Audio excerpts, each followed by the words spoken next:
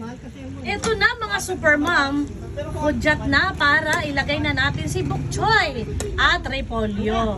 Kasi, ayan, luto na, hapok na ang ating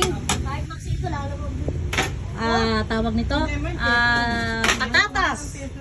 So, this is it.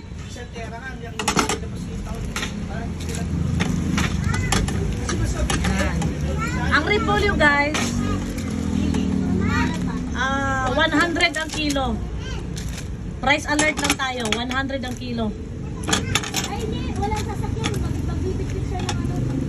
Walang helmet. At saka hindi mo abot yung paa. Oo, bawal. Ayan, ilubog lang natin. Hindi ka makakapagpwelo. Kasi hindi natin ito pakulan ng husto dahil ma-overcook, no? Ayan.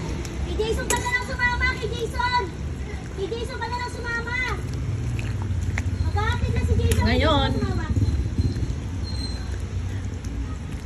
nakaramdam na ng init sa katawan ang repolyo, ilagay na natin si bok choy.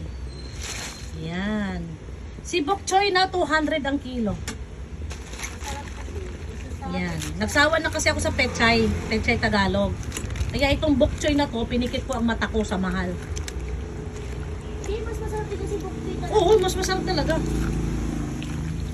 Ano gagawin mo ano? Sumakay ka na sa Hyundai. Ba't ka pa magmumotor? Gawang mo tol. Ako ano, masabi yung bilis ang bok choy na yung Masama to? Ha? Dagdagan. ginilit si bok choy Ah, na. dagdagan pa? Alin? Tama na yan? Yan. Isang kulo lang to guys, patayin na natin ang apoy. Kasi magpaprocess pa din ang init nito. Yung kulo. Kasi mismo ang kalan mainit pa. Yan oh. Richelle! Halika! Magbalot ka ng ano mo, pagkain mo para doon ka na magtanghalian. Pag ano ka, may plato kutsara naman doon. Magbalot ka ng kanin. Ba't yung kasama? Ayan.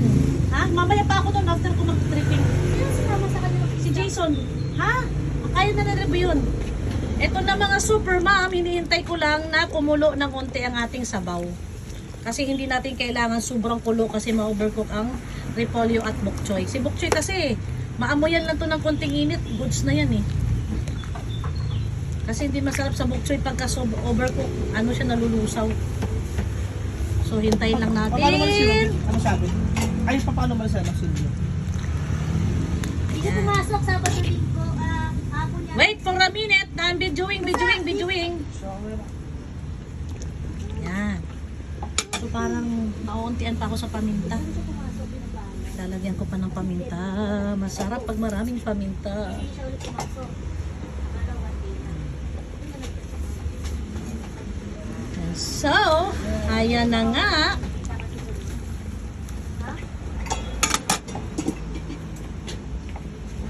Gamitan mo na. Dahil hanggang gabi tayo doon. Tanghalian mo, dagdagan mo pa yan. Tagal naman kumibot-kibot nito. Bobo ma! Ayun. Dapat hiwalay kasi baka panis po taas ang tubig. Hindi, Hiwalay. hindi doon naman sa bahay nakakain ng hapunan. Yan. Bilisan mo na. So yan guys, goods na yan. Hintayin ko lang ng isang gano'n ng sabaw sa kulo. Tapos okay na.